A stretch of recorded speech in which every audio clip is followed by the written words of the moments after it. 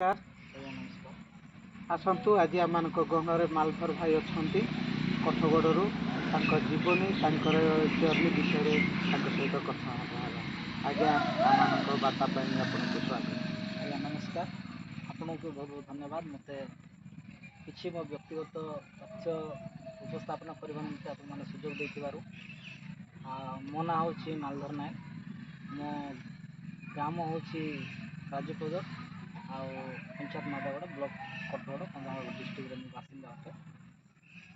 मोर journey बहुत सांघातिक थिला आज्ञा, जोटा कि बहुत जटिल अवस्था मु आज ये स्थान में पहुँची। जोटा 2014 मसीह जो मोर बीए सरला बहुत कष्ट कहीं मोर आर्थिक स्थिति बहुत खराब थिला, तेणु बहुत कष्ट मो डिस्टेंस कलापर बीए सरैली ग्रेजुएशन सरैला जेहेतु फाइनेंशियल प्रॉब्लम थिला बहुत फुल मुझे काम करूली। तापर जिते मत गोटे सुवर्णगिर दीदी जड़े चंद्रमा बिहानी बोले से अंजन सार सहित आसी मत यही गोटे जीविका सुरक्षा मंच लोक संगठन चलती से जड़ित होगा मत साहय करते। आते मुझे स्टार्ट कली कम करने जॉइन कली मत भय थिला कहीं कौन करमती कम हम किसी विषय वस्तु मुझे जानी नी। जिते एंट्री कली मुझे जॉइन कलापर धीरे धीरे धीरे साथी भाई मान विषय कौन से अभिज्ञता अच्छी से विषय में प्रथम शिखा चेष्टा कली। सहित जो फील्ड जाऊे आज्ञा से टिके विषय में कौन कहते लोकंर मुवमेंट कौन अच्छे और प्रेजेंटेशनटा कौन रोचे से मुझे ध्यान करी शिखुली। जिते मुझे 2 मास 3 मास सहित मिसिक जो कम कली मोर भी साहस टे बढ़ला कि मुझे इच्छा शक्ति मेन हूँ कौन जिज्ञासा जोटा कह इच्छा शक्ति बढ़ला जे ना मुझे यहाँ कर आउ जो मत फास्ट मत पोजिशन देते हेल्थ एनिमेटर भाव में जोटा कि आम कठगढ़ ब्लॉक गोटे हेल्थ कार्य जेहेतु आरंभ होता। ठीक है मुझे जानवा चाहे आप तो ग्रेजुएशन करते हेल्थ कथा जो हेल्थ जीविका सुरक्षा मंच संगठन आप दायित्व देते हेल्थ उपर किसी ट्रेन थे कि आप ना आज्ञा एटा गोटे मो स्टाफ मान भीतर ही सब किसी शिखा मिलता माने स्टाफ मानकर बहुत लोक एक्सपीरियंस थिला जोड़ा कि से सेक्टर थे शांतनु भाई जड़े आउ नित्या सार इन सहित मिसी मिसी मुझे हेल्थ अभिज्ञता है मु स्टार्ट कर ज्ञान को मुझे किसी छड़े आनी कहले चले शिखा पाई मुझे हेल्थ उपर स्टार्ट करी। हेल्थ उपर जो आम चैलेंजेस रोला गाँव में जो जगह कम्युनिकेशन हेल्थ उपर को काम कले से विषय में आपको अवगत करने चाहूँगी।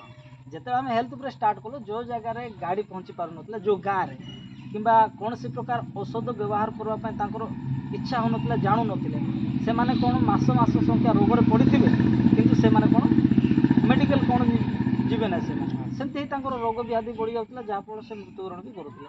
तो से जगह मानक आम जा कौन करें प्रथम मीटिंग अरेंज कर प्रॉपर्ली से विषय वस्तुटा आम जनाऊे कहीं आमको रोग हो रोग होगा द्वारा आप पैसा पत्र केते खर्च होते दूर जावाक पड़ूँ आउ कौ मेडिसिन दौरान से मेडिसिन बाबद केते टंका खर्च हो सब विषय वस्तु गाँ लोक को आम पचारूलु कहवा शैली को नहीं कथा को लेकिन आम से पुणी से आम बुझाऊलु कि नाई यही कार्य जोटा हेल्थ किट बोली अच्छी हेल्थ किट जदि आम करवा ताले आपण मानकर किसी आर्थिक स्थिति जहाँ खर्च हो खर्चटा टी कमिज सहित निज गाँव में आउ पाखर से सुविधा सब पाइबे बोलिक आम बुझाऊलु।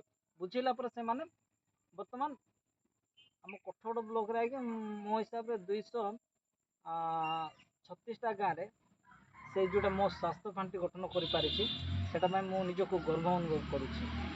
आ गोटे आज्ञा से तो आम एंट्री पॉइंट रोला जोटा कि स्वास्थ्य जोटा हेल्थ किट कहूँ किंतु ताहा सहित आम गाँव विभिन्न कम्युनिटी लोक सहित जेहेतु कथबार्ता होलु कम करूँ जोटा आदिवासी दलित परिजन लोक तापर बेसी भी केते जगार अच्छा सेमती ना कि सब जगार आदिवासी अच्छा अधिकांश आम ट्राइबल एरिया जेहेतु ट्राइबल कास्ट मान लोक सहित आम कम करूँ जोटा कुटिया कंद आउ डंगरिया कंद कौन कहते से सहित आज्ञा ये गोटे विषय वस्तु मुझे लर्निंग कली शिखा पाइली जो एरिया आपण काम करेंगे से एरिया भाषा जब ठीक रे बुझी पारि ना जानी ना ताहले काम करने भारी मुश्किल जेहेतु सेटा भी बहुत चैलेंजेस थिला आम गोटे भाषा टी बुझा टे कष्टकर तो आमर क्यू लांगुएज मुझे क्लीयर जानी बोलिकी से सहित मिसी पारुली तो तांकर बहुत समस्या गुड़ाक भी समाधान करने मत मौका मिली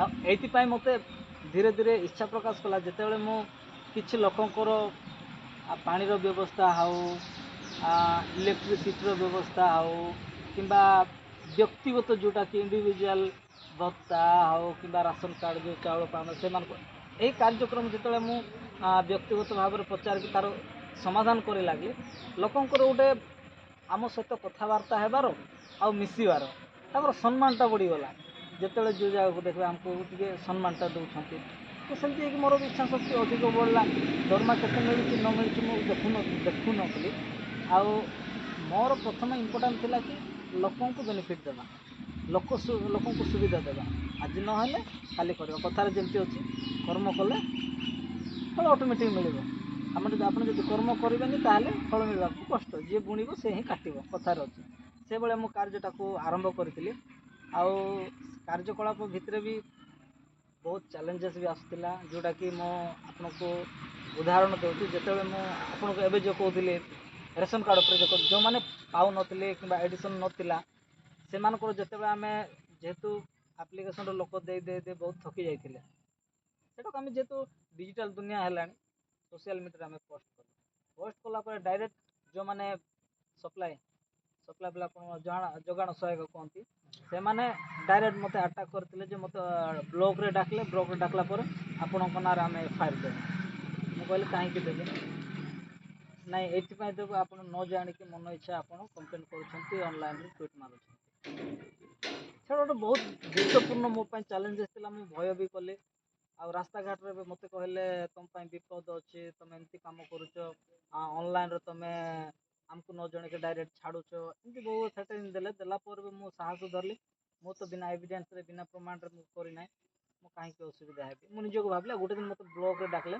मो सहित साथी भाई मनु भाई बोली अच्छा से भाई जाते आमती से एमआई जोगाण सहायिका एमती 2-3 जन सब बसला मत पचारे तुम कहीं कम कर गोटे क्वेश्चन करती आज्ञा मुझे जो ट्वीट मारी तार एविडेंस सब बाहर करापर आप ग्राउंड को जातु जदि मिछर गोटे भी ट्वीट मराई मो ना केस कर डायरेक्ट तथ्य प्रकाश कली तथ्य प्रकाश कलापर डायरेक्ट गोटे गोटे गोटे गोटे चेकिंग कराला सत्य घटना है लास्ट में एमआई निजे जदि मु ठीक कहूँ आपण एबे एगुड़ाक सब एंट्री करूँ कहबार एमआई बसिकी जी गैप थी आम 20-30 जनकर डॉक्यूमेंट्सटा देलु 10 जनकर आज्ञा से एमआई बसिकी एड करदेला से मोपाई से गोटे बहुत ग्रेट अचिवमेंटा कहीं मो विपद थिला आ जो मैंने मत आलिगेसन लगौले से विपद चाप पड़ा कि तुम कहीं केमती जन को अपमान कर बड़ अचिवमेंटा लोक मोर गोटे यही छुटिया प्रश्न रहा आप जो दुर्गम एरिया को जाऊँच से जगह को जाकि जनकर रेशन कार्ड आडिशन करुँच कि नले रास्ता नापी विद्युत ये किसी आर्थिक सहायता मागुंट कि ना आज्ञा सेमती किसी ना मोर संगठन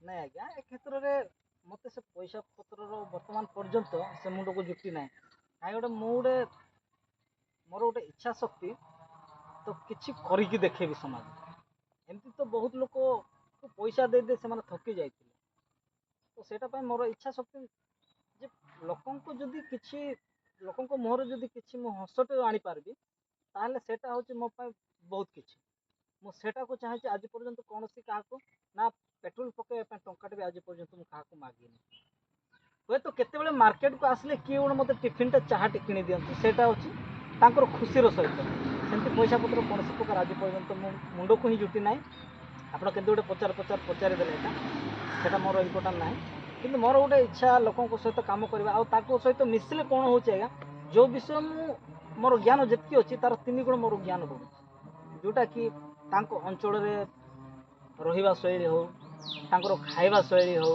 ତାଙ୍କର କଲଚର୍ ଯେଉଁଟାକୁ ତାଙ୍କର ମୋତେ ବେଶୀ ଇମ୍ପୋର୍ଟାଣ୍ଟ ଲାଗେ, ବେଶୀ ଖୁସି ଲାଗେ। ତେଣୁ ମୁଁ ସବୁବେଳେ ଚେଷ୍ଟା କରେ ଆଉ ତାଙ୍କ ତରଫରୁ ସବୁବେଳେ ଜିନିଷଟାକୁ ବାହାର କରିବା ପାଇଁ। ଯେଉଁ ପର୍ଯ୍ୟନ୍ତ ଆପଣ ବି ନିଜେ ପରୀକ୍ଷା କରିପାରିବେ ଯିବେ ବୋଲେ ଯେଉଁ ଆମର ଆଦିବାସୀ ଲୋକଙ୍କ ସହିତ ମିଶିବେ, ଯେତେ ଆପଣ ତାଙ୍କ ସହିତ କଥା ହେବେ, ସାଇଲେନ୍ସରେ ଶୁଣୁଥିବେ, ତାଙ୍କର ଯଦି ବିଷୟବସ୍ତୁଟା କହିବେ ନା, ବହୁତ ଜିନିଷ ଶିଖିବାକୁ ମିଳେ, ଜାଣିବାକୁ ମିଳେ। ସେଇଟା ମୁଁ ସବୁବେଳେ ଚେଷ୍ଟା କରିକି ତାଙ୍କର ଯେଉଁ ବିଷୟବସ୍ତୁ ମୋତେ ଶିଖିବାକୁ ମିଳୁଛି, ଜ୍ଞାନ ମିଳୁଛି, ତାଙ୍କ ପଇସାକୁ ବହୁତ କିଛି, ସେଇଟା ମୁଁ ସବୁବେଳେ ଚାହିଁଛି। ଆଉ ଯେଉଁ ଜାଗାରେ ତାଙ୍କୁ ନିହାତି ଯେଉଁଟା କରିବା କଥା, କେଉଁଟା ନ କରିବା କଥା, ମୋ ଇଚ୍ଛା ଯଦି ଲାଗିଲା ନାଇଁ ଏ ଜାଗା ଏ ଜିନିଷଟା କରୁଛନ୍ତି, ଏଇଟା ଆପଣଙ୍କ ପାଇଁ ଖରାପ, ଯେଉଁଟାକି ଅଲ୍ ଟ୍ରାଡିସନାଲ୍ରେ ଅଛି, ଲୋକଙ୍କ ବେମାର ପଡ଼େ ସେମାନେ କ'ଣ ପୂଜା ବିଦ୍ୟା କରନ୍ତି, ତ ସେଟାକୁ ଟିକେ ମୁଁ ସେମାନଙ୍କୁ ପ୍ରୋତ୍ସାହନ ଦିଏ ନାହିଁ। କାହିଁକିନା ସେମାନଙ୍କୁ ସେତେବେଳେ କୁହେ ମୁଁ ଯଦି ଅସୁବିଧା ଏମିତି ହୁଏ ତାହେଲେ ଆପଣ ତୁରନ୍ତ ମେଡ଼ିକାଲକୁ ଯାଆନ୍ତୁ, ଏଗୁଡ଼ାକ ମୋର ବାର୍ତ୍ତା ରୁହେ। ଆଉ ଯେତେବେଳେ ମୁଁ କାମ ଟିକେ ଢିଲା କରିଦିଏ ଆଜ୍ଞା, ଲୋକ ଆସିକି ଆମ ଘରେ ଆସିକି ଡାକି ଆସନ୍ତି, ନହେଲେ ତ ଫୋନ୍ ମାଧ୍ୟମରେ କୁହନ୍ତି କି ନାଇଁ ଆଜ୍ଞା ଏଇଟା ଅସୁବିଧା ହେଉଛି, ଆପଣ ଟିକେ ଆସନ୍ତୁ ଆଉ ସାହାଯ୍ୟ କରନ୍ତୁ। ସେଇଟା ହେଉଛି ମୋ ପାଇଁ ଗର୍ବ ଲାଗେ। ଜଣେ ଯଦି ମୋତେ ବିଶ୍ୱାସ କରିକି ମୋତେ ଯଦି ଡାକୁଛି, ତାଠୁ ବଡ଼ ଜିନିଷ କିଛି ନାହିଁ।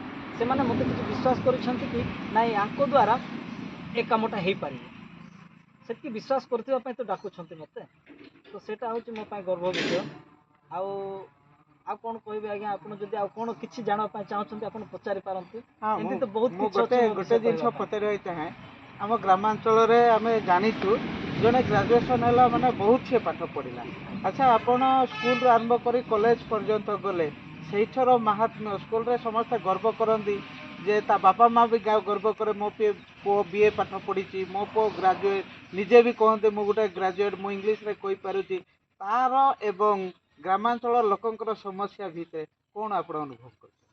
ଆଜ୍ଞା ଦେଖନ୍ତୁ, ଗ୍ରାମାଞ୍ଚଳରେ କାମ କରିବାକୁ ହେଲେ କୌଣସି ପ୍ରକାର ସେ ଗ୍ରାଜୁଏଟ୍ର ବି ଆବଶ୍ୟକତା ହୁଏ ନାହିଁ।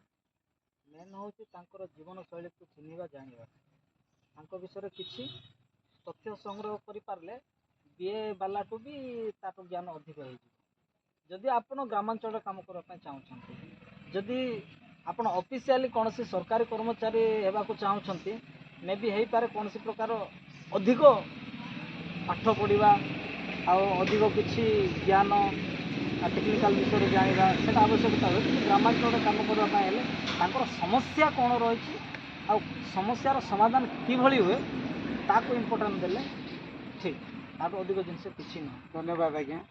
ଆପଣ ଯେତେବେଳେ ଆମର ବାର୍ତ୍ତାରେ ସାମିଲ ହେଲେ, ଆରମ୍ଭରୁ ଆପଣଙ୍କର ଯେଉଁ ଶିକ୍ଷାର ପ୍ରାରମ୍ଭଠୁ ଯେତେବେଳେ ଅଞ୍ଜନ ଆଜ୍ଞା ଚନ୍ଦ୍ରମା ଭଉଣୀଙ୍କ ସହିତ ଆପଣ ଯୋଡ଼ି ହେଲେ, ସଂଗଠନରେ ପ୍ରବେଶ କଲା ପରେ ଆଉ ଜୀବିକା ସୁରକ୍ଷା ବଜାର ପ୍ରବେଶ କଲା ପରେ ବର୍ତ୍ତମାନ ସେଇଠି ହିଁ ଅଛନ୍ତି ଆଶା କରୁ। ଆଉ ବର୍ତ୍ତମାନ ସେ ସଂଗଠନ ଆପଣଙ୍କୁ କେତେ ମାତ୍ରାରେ ଆପଣଙ୍କୁ ପରିବର୍ତ୍ତନ କରିଛି ତାହା କିଛି କହିବେ? ଆଜ୍ଞା, ସଂଗଠନକୁ କହିଲେ ତ ଆମର ଯେଉଁଠି ମୁଁ ବର୍ତ୍ତମାନ କାର୍ଯ୍ୟରତ ଅଛି ତା ବିଷୟରେ କହିବି ବୋଲି ତ ବହୁତ କିଛି ଅଛି।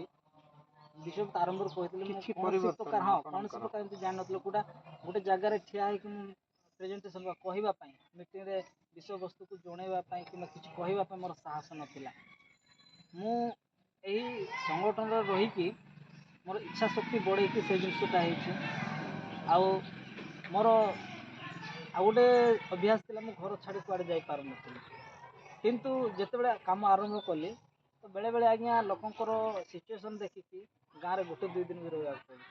ସେଇଟା ବହୁତ ଇମ୍ପୋର୍ଟାଣ୍ଟ ନା ଥିଲା। ନା, ମୋର ପ୍ରଶ୍ନ ସେଇଟା ଆପଣଙ୍କ ପାଇଁ ନୁହଁ କ'ଣ ଯେ ଶିଖିବାକୁ ଆପଣ କ'ଣ ଶିଖିଲେ ସଂଗଠନରେ, ଆପଣଙ୍କ ଜୀବନ ଶୈଳୀ କେମିତି ପରିବର୍ତ୍ତନ ହେଇଛି ସେଇଟା ମୁଁ ପଚାରୁଛି। ସେଇଟା ତ କହୁଛି ଆଜ୍ଞା, ମୋ ଜୀବନଶୈଳୀ ଏଇଟା ହିଁ ପରିବର୍ତ୍ତନ ହେଇଛି ଯେଉଁଟାକି ମୁଁ କହିବାକୁ ସାହସ ନଥିଲା, କହିପାରିଲି। ନମ୍ବର 1, ଯେଉଁ ଜିନିଷଟାକୁ ମୁଁ ଅନଲାଇନ୍ କାମ ଗୁଡ଼ାକ ବି ତ ବହୁତ ହେଉଛି, ସେ ବିଷୟରେ ବି ମୁଁ ଏତେ ଜ୍ଞାନ ନଥିଲା, ସେଇଟା ବି ଶିଖିବାକୁ ମିଳିଛି ମୋତେ ଅନଲାଇନ୍ କାର୍ଯ୍ୟ ଗୁଡ଼ାକ। ଆଉ ଯେଉଁଟାକି ସରକାରୀ କର୍ମଚାରୀମାନଙ୍କ ସହିତ କଥା ହେବା ପାଇଁ ମୋର ସାହସ ନଥିଲା, ସେଇଟା ସଂଗଠନ ଦ୍ୱାରା ମୁଁ ଜଡ଼ିତ ହେଲା ପରେ ଯାଇକି ସେଇଟାକୁ ମୁଁ ଶିଖିବାକୁ ପାଇଛି। କେଉଁ ଜାଗାରେ କାହାକୁ କ'ଣ କୁହାଯିବ, କେଉଁ ଜାଗାରେ କ'ଣ ଦିଆଯିବ, ସେ ବିଷୟ ସବୁ ସଂଗଠନ ମାଧ୍ୟମରେ କିମ୍ବା ଯେଉଁଠି ମୁଁ କାର୍ଯ୍ୟରତ ଅଛି ସେ ମାଧ୍ୟମରେ ମୁଁ ଜାଣିବାକୁ ପାଇଛି। ଆର୍ଥିକ ସମ୍ବଳ ଆର୍ଥିକ ପରିବାର ସମ୍ବଳ ପରିଚାଳନା? ତ ଠିକ୍ ଅଛି ଆଜ୍ଞା। ଉପରବାଲାଙ୍କ ହାତରେ ମୁଁ ଉପରବାଲାଙ୍କ ଇଚ୍ଛାରେ ମୁଁ କୌଣସି ପ୍ରକାର ବର୍ତ୍ତମାନ ସମସ୍ୟା ପଡ଼ିନି। ଠିକ୍ ଅଛି। ମୁଁ ସବୁବେଳେ ଦେଖେ ଆଜ୍ଞା, ବହୁତ ଜାଗାରେ ଫେଲର ବି ହେଇଛି। ଆପଣ ଯେହେତୁ ଚ୍ୟାଲେଞ୍ଜ ହିସାବରେ ବହୁତ ଫେଲର ହେଇଛି। କଥାରେ ଅଛି, ଯିଏ ବାଟ ଚାଲିବ ସେ ଝୁଣ୍ଟିବ, ଆଉ ଯିଏ ଯଦି ବାଟ ଚାଲିବନି ଠିଆ ହେଇକି ରହିବ ସେ କ'ଣ ଝୁଣ୍ଟିବ କି? ନାହିଁ। ସେଭଳି ଯିଏ କର୍ମ କରିବ, କାର୍ଯ୍ୟ କରିବ, କାର୍ଯ୍ୟ କରୁ କରୁ ସେଇଟା ଭୁଲ ହେବ। ଆଉ ଯିଏ କାର୍ଯ୍ୟ କରିବନି ତାର କୌଣସି ପ୍ରକାର ଭୁଲ ହୁଏନି। ସେଇଭଳିଆ କଥା ବହୁତ ଗୁଡ଼ାଏ ଜାଗାରେ ଭୁଲ ବି ହେଇଛି, ଭୁଲ ଭଟକ ବି ହେଇଛି, ସେଇଟା ସମାଧାନ ବି ହେଇଛି। ତ ସେମିତି ହିସାବରେ ମୋର ଜର୍ଣ୍ଣି ଚାଲିଛି। ଆଉ ବର୍ତ୍ତମାନ ପର୍ଯ୍ୟନ୍ତ ମୁଁ ଜର୍ଣ୍ଣିରେ କଣ୍ଟିନ୍ୟୁ ଅଛି, କୌଣସି ପ୍ରକାର ଓହରି ଯାଇନି। ଆଉ ମୁଁ ସମସ୍ତଙ୍କୁ ମୋର ବ୍ୟକ୍ତିଗତ ସ୍ତରକୁ ଦେଖିବାକୁ ହେଲେ ଅନେକ ଗୁଡ଼ାଏ ଷ୍ଟ୍ରଗଲ୍ ମୁଁ କରି ଆସିଛି। ଯେଉଁଟା ଆପଣ କହୁଥିଲେ ସେମିତି ମୁଁ ସମାଜକୁ ବି ଏହା ବାର୍ତ୍ତା ଦେବାକୁ ଚାହୁଁଛି। ଆପଣ ଯଦି କୌଣସି ପ୍ରକାର ଦୁର୍ବଳତା ଅଛନ୍ତି କିମ୍ବା କୌଣସି ଜାଗାରେ ଆପଣ ହାରି ଯାଉଛନ୍ତି, ସେଥିରେ ନିରାଶ ହୁଅନ୍ତୁ ନାହିଁ। ଆପଣ ଚେଷ୍ଟା ଜାରି ରଖନ୍ତୁ, 100% ଆପଣ ସକ୍ସେସ୍ ହେବେ। ଯଦି ଆପଣ ଥରେ ହାରିଗଲେ, ଆମେ ଯଦି ରହିଯିବା ପଛକୁ, ଆଉ ଆଗକୁ କେବେ ଯାଇପାରିବେନି। ଆଉ ସବୁବେଳେ ସାହସ ଦରକାର। କାମ କରିବା ପାଇଁ ହେଲେ ସାହସ ଦରକାର, ଆଉ ଇଚ୍ଛା ଶକ୍ତି ଦରକାର। କାମକୁ ଯଦି ଆମେ କାମ ହିସାବରେ ଯଦି ନେଇଯିବା, ତ ଆମେ କାମ କରିପାରିବାନି, ଲୋକଙ୍କୁ ସେବା କରିପାରିବାନି। କାମକୁ ଯଦି ଆମେ ଏନ୍ଜୟ ଲାଇଫ୍ ବା ଖୁସିର ସହିତ ଯଦି ଆମେ ଗ୍ରହଣ କରିବା, ଏଇଟା ହେଉଛି ମୋ ପାଇଁ କ'ଣ କହିବେ, କର୍ମ। ଏଇଟା ହେଉଛି ମୋ ପାଇଁ କର୍ମ। ଆଉ ମୁଁ ଯାହା କରୁଛି ଖୁସିର ସହିତ କରିବି ବୋଲି ଆପଣ ଭାବି ନେବେ, ତାହେଲେ ନିହାତି ସଫଳ ମଣ୍ଡିତ ହେବେ, ସଫଳ ପାଇବେ। ଧନ୍ୟବାଦ ମାଲଧର ଭାଇ। Thank you. ପୁନର୍ବାର ଆପଣଙ୍କୁ ନମସ୍କାର। ଆଜି ମାଲଧର ଭାଇଙ୍କର ଜୀବନ ଶୈଳୀ ଉପରେ ଆମେ ଜାଣିଲୁ। ତାଙ୍କ ଜୀବନ ଆରମ୍ଭ ଏବଂ ବର୍ତ୍ତମାନ କାର୍ଯ୍ୟରତ ଥିବା ପର୍ଯ୍ୟନ୍ତ ଆମେ ଆଜି ସମାଜକୁ ଏହି ବାର୍ତ୍ତା ଦେବାକୁ ଚାହୁଁ, ଯାହା ମାଧ୍ୟମରେ ସେ ନିଜକୁ ପରିପ୍ରକାଶ କରିଛନ୍ତି। କେବେ ହରାସ ହେବା ନାହିଁ, ନିରାଶ ହେବା ନାହିଁ। ନିଜେ ପାଦ ବଢ଼େଇକି ଆଗକୁ ଚାଲିବା। ଆମେ 100% ଆମେ ସମାଜରେ ଠିଆ ହେବା ପାଇଁ ଯୋଗ୍ୟ ବିବେଚିତ ହେବା। ଧନ୍ୟବାଦ। ନମସ୍କାର।